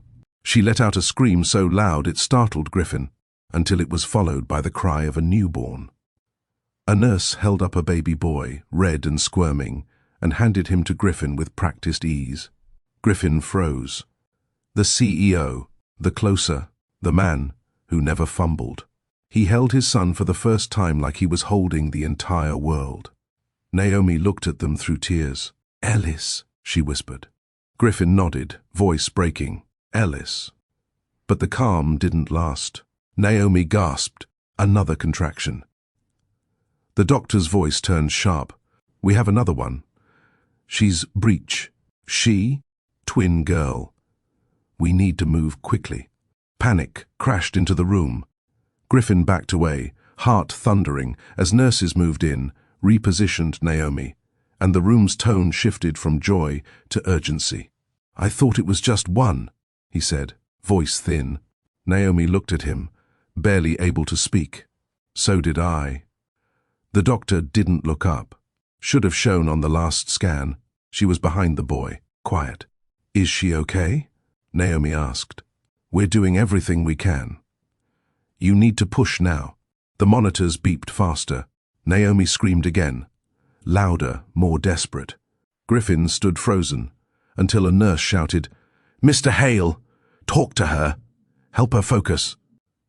He moved fast, gripping Naomi's hand, leaning close. "Naomi, look at me. You've got this." "I can't." "You can. You're the strongest person I know." She cried out. "Come on, baby. One more." She pushed. Then silence. Then a softer cry. Griffin's knees nearly gave out. The nurse handed him a tiny baby wrapped in pink. "Meet your daughter," she said gently. Naomi sobbed. Griffin walked to her, 2 babies in his arms. "I have no words," he whispered. "You don't need any," she said, voice trembling. "They're here." They named her Amara. It meant grace, fitting for a girl who came quietly, dangerously, but survived. Later that night, Naomi lay in her hospital bed, eyes half closed, while Griffin sat beside her, holding both babies, one in each arm, his shirt wrinkled, eyes swollen, mouth stuck in a half-smile he couldn't seem to shake. "I never pictured this," he said. Naomi opened her eyes. "Me neither. I was chasing legacy, power, mergers. I didn't even know what I was missing." She looked at their babies. "You weren't missing power. You were missing peace." Griffin nodded slowly. "And now?" Naomi asked. He glanced at her. "Now I'd burn the whole company down for you for—" Naomi smiled faintly. "Let's hope it doesn't come to that." They sat in silence, interrupted only by the soft breaths of Ellis and Amara. No contracts, no headlines, no cameras, just 2 exhausted parents in a dimly lit room. And the beginning of everything that truly mattered. Nia pulled her coat tighter as she stepped out into the brisk evening air. Her heels clicked against the concrete as she walked toward the cab that waited near the curb. Behind her, the soft music of the charity gala faded into background noise. She had said her goodbyes, thanked the organizers, and quietly slipped out without seeking attention. She didn't need the spotlight tonight. Not when the man who once shattered her spirit had stared at her like he couldn't breathe. Griffin Hale. She hadn't expected that reaction. Raw, stunned, and filled with something dangerously close to remorse. As the cab pulled away, Nia leaned back against the seat and exhaled. Her reflection in the window looked like someone she barely recognized. Strong, calm, glowing. Not the woman Griffin humiliated. Not the woman who used to second-guess herself in every mirror. She had changed, and now he had to live with it. Back at the venue, Griffin remained rooted near the hallway where she had left him. He wasn't sure how long he stood there. Long enough for the world to feel like it had shifted. The woman who walked away from him tonight wasn't the same one he left behind years ago. And somehow, that realization didn't bring peace. It brought a gnawing ache deep in his gut. He had spent so many nights convincing himself she wasn't right for him, that she wasn't beautiful enough, that she didn't fit his image. Now? He couldn't think of anything else but the way she carried herself, the softness in her voice, the storm in her silence. He left early, ignoring the polite attempts by guests to pull him into conversations. His driver opened the door without a word, sensing his mood. Griffin didn't say a thing the whole ride back to his penthouse. The city's lights passed in a blur, but his mind was sharp, racing with one truth. He had made the biggest mistake of his life. The elevator doors opened to his floor. As he stepped into his minimalist living room, he tugged at his bow tie and tossed it onto the couch. He stood there, in the silence, thoughts loud enough to drown him. Griffin walked over to the bar and poured himself a drink, not because he needed it, but because he didn't know what else to do. His fingers trembled slightly as he lifted the glass. That wasn't how tonight was supposed to go. He had come to the gala expecting to be admired, praised. He was still the Griffin Hale, the same name on magazine covers, the same man who commanded boardrooms. But none of that mattered when the only person he wanted to see him walked away. He didn't sleep that night. Across town, Nia sat in her apartment, reviewing emails from buyers and stylists. Her fashion line was expanding quickly, and the offers were getting bigger. Yet none of them distracted her from the way Griffin had looked at her. She told herself she didn't care, that she was long past needing his approval. But the weight of his stare had unsettled something deep inside. She hadn't expected that ache to resurface, not after all her growth. She got up and grabbed her sketchpad, flipping to a fresh page. If emotions were going to haunt her, she'd at least turn them into art. Lines flowed, fabric swirled in her imagination. And slowly, the tension in her chest eased. This was who she was now. Someone who took pain and spun it into power. The next morning, Griffin sent her a message. It wasn't long, just a request to meet, to talk. She stared at it for a long time. Her finger hovered over the delete button, then paused. Curiosity won. Not hope, just curiosity. She agreed. One meeting. Public, neutral ground. They chose a quiet cafe tucked in Midtown, the kind of place no one would expect to find either of them. She arrived first. Black blazer, minimal makeup, composed. When Griffin walked in, he looked like he hadn't slept. His jaw was tense. His eyes scanned the room until they locked with hers. He approached, slower than usual, less confident. "Nia?" he said softly. She nodded. "Griffin." He sat across from her, fingers interlaced on the table. For a moment, neither of them spoke. The air between them was thick with the weight of unspoken words. "I didn't come to make excuses," he said finally. "I just need to say some things." She gave a tight nod. "Then say them." Griffin inhaled, then let the words pour. "When I left you at that dinner, it wasn't about you. It was about my own insecurities. I cared too much about appearances, about control, and I saw someone strong, someone real, and I didn't know how to handle it." Nia raised an eyebrow. "So you humiliated me because I was strong?" "No," he said quickly. "I humiliated you because I was weak." That made her pause. He continued, "I thought loving someone meant shaping them into what I wanted. I didn't know how to love someone for who they were. I've thought about that night every day since." She held his gaze. Her voice stayed calm. "Do you know what it took for me to get up from that table and still believe I was worth something?" "I imagine it took everything," he said. "And I hate that I was the reason." Nia's fingers curled around her coffee cup. "You don't get to rewrite the past, Griffin." "I'm not trying to," he said. "I'm just asking for a chance to know the woman you've become. Not to fix anything. Not to make promises. Just to know you again." She blinked, stunned by the humility in his tone. This wasn't the arrogant man who used to critique her lipstick color or ask her to lose weight before events. But she didn't trust it yet.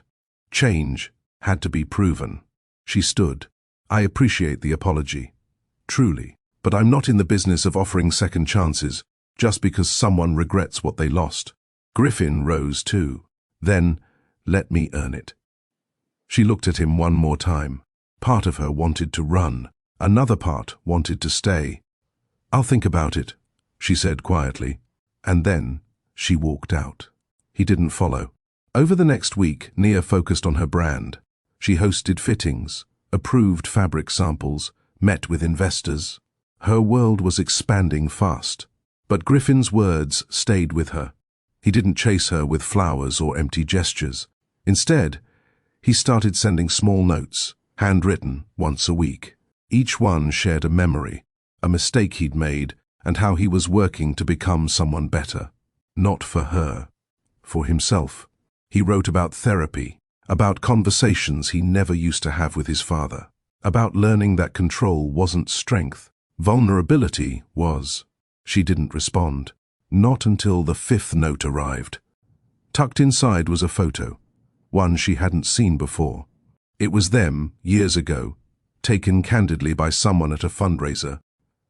She looked happy, not perfect, just real. His note was short.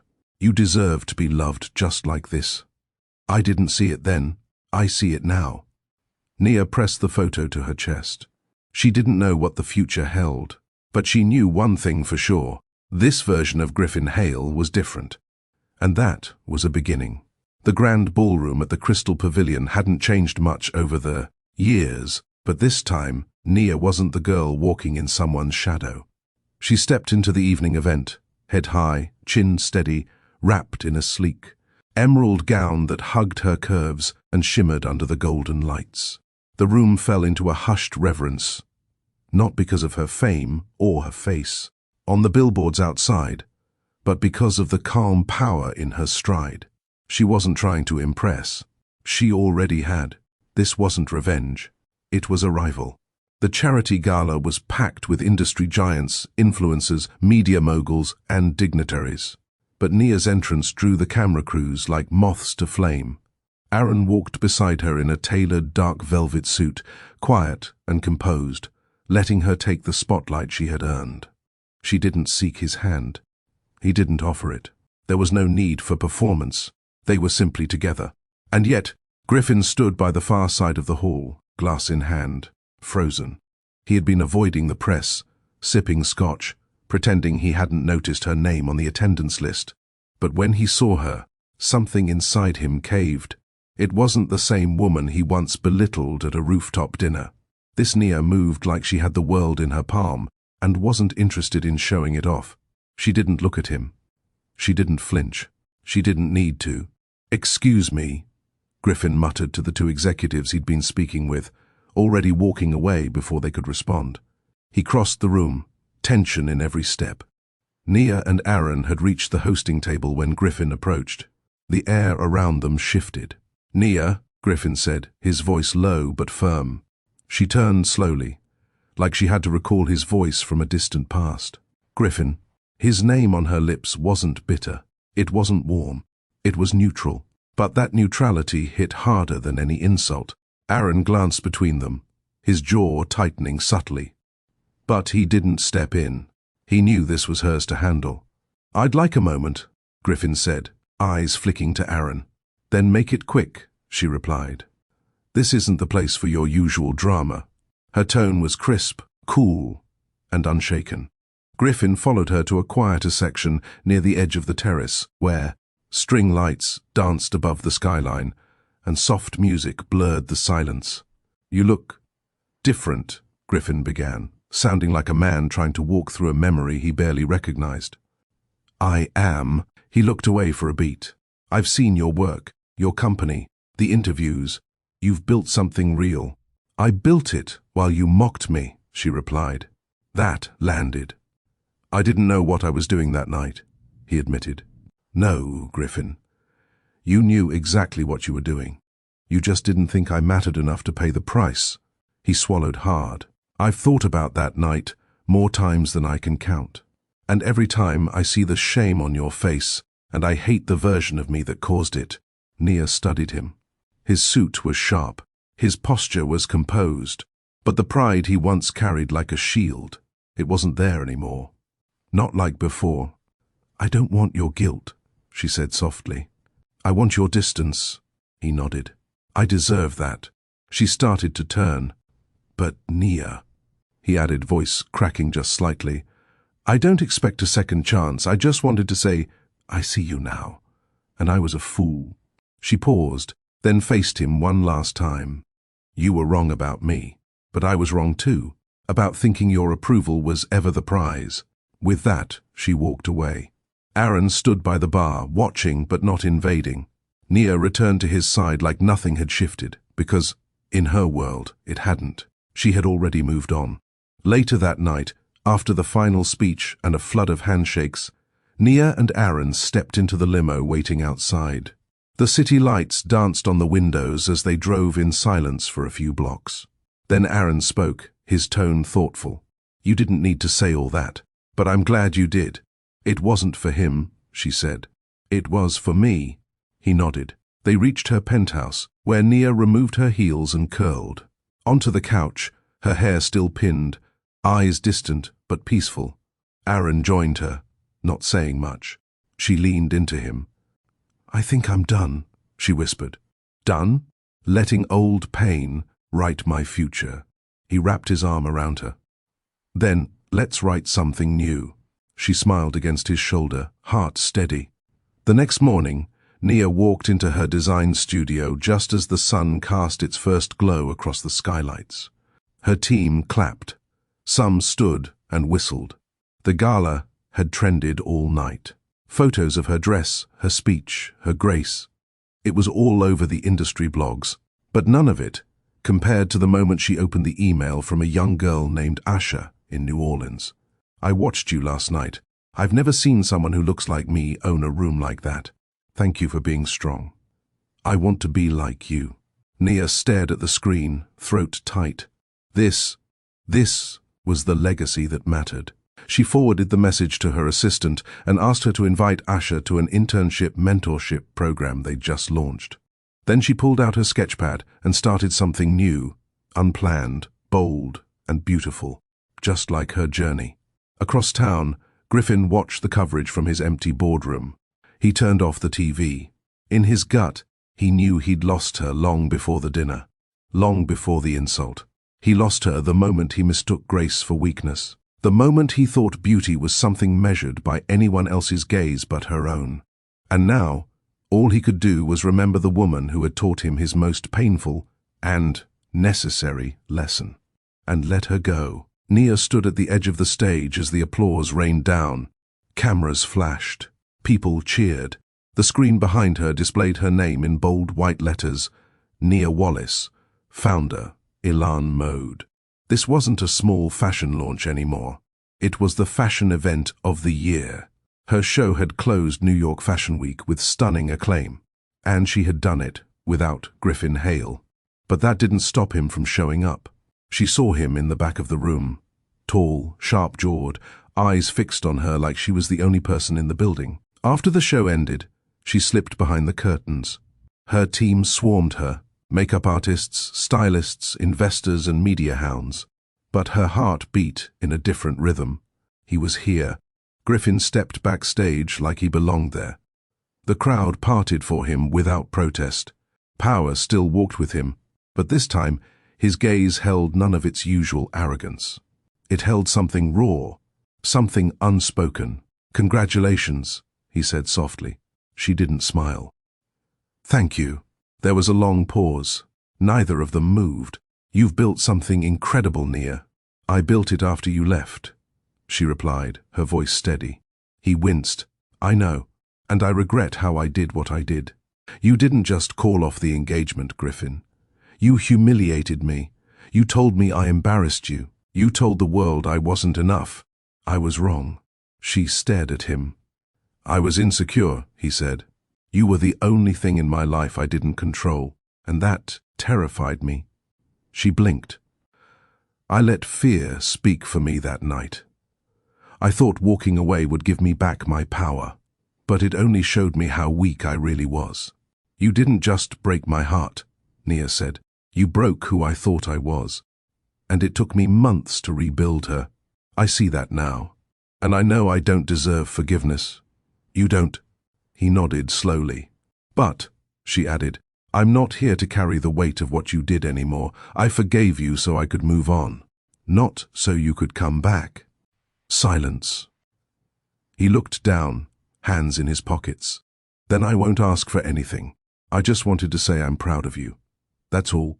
He turned to leave, but she called out, "Griffin!" He stopped. "I don't know what you expected from coming here, but if you were looking for the woman you left behind, she doesn't exist anymore." He turned around slowly. "Then who am I looking at?" "The woman who didn't need you to rise." There was something final in her words, a quiet victory. And for the first time in a long while, Griffin didn't try to fix or convince or claim. He just nodded. "I see her, and I respect her." With that, he walked away. And Nia, she didn't cry. She exhaled. It was over. She stepped out into the quiet of the corridor and pulled out her phone. There were dozens of messages from designers, agents, and even celebrities. But one name stood out: Aaron Vega. A simple message: "Meet me on the rooftop. You'll want the view." Nia smiled. When she reached the rooftop of the Hudson venue, the city lights stretched around her like stars. And there was Aaron, hands in his coat pockets, a bouquet of blue hyacinths in hand. You made it, he said, smiling. You're wearing my favorite color, she teased, eyeing his dark burgundy suit. Observant as ever, she stepped closer. You saw the show? Front row. And he held out the flowers. It was like watching fire walk in heels. You didn't just design clothes. You told the story of your survival. She took the bouquet, eyes softening. You always know the right words. I know you. Nia studied him for a moment. Aaron wasn't the man who broke her. He was the man who stayed when she was broken. He was the one who showed up when the lights were off, when the money was tight, when she was too scared to launch and too proud to admit it. He never asked for more than she could give, and somehow that made her want to give him everything. I'm proud of you, he said, not for the show, but for walking through fire and choosing not to burn. She reached for his hand. I'm done looking backward, she said. He leaned in. Then, let's build forward. Their lips met, not desperate, not rushed, just full of understanding. The city moved around them, but in that moment, the only thing that mattered was this: she wasn't someone's second choice. She was her own first. And for the first time, love didn't come with pain. It came with peace. 3 months later, Elan Mode had opened its first standalone store in Soho. The ribbon-cutting ceremony drew press from every fashion outlet in the country. Nia stood at the center, radiant, composed, surrounded by models, journalists, and supporters. Aaron stood beside her. This time, there was no proposal to cancel, no love to hide. He was there, in full support, hand on her back as she cut the ribbon. Griffin didn't show. He sent a card instead, no signature. Just 4 words: thank you for rising. Nia never replied. She didn't need to. She had everything she needed, standing beside her. Love didn't have to start with pain. It could start with healing. And in that, Nia found the story she was always meant to write. Not one of revenge, not one of proving anyone wrong, but one of becoming. And being loved, softly and boldly, by someone who never asked her to change. She turned the final page of the chapter Griffin once wrote, and started, writing a new one with Aaron, in ink made of peace, purpose, and power. Hey, if this story stirred something in you, whether it was Nia's resilience, Griffin's regret, or Aaron's steady love, don't just leave. Let's build this community together. You've just witnessed a woman rise from ashes into her own fire. Maybe you've been doubted, rejected, or underestimated. Tell me, what would you have done if you were Nia? Would you have forgiven Griffin? Comment below with your answer. Tap the like button if you felt that final. Kiss on the rooftop and hit subscribe for more stories that hit deep. You're not just watching stories, you're part of them.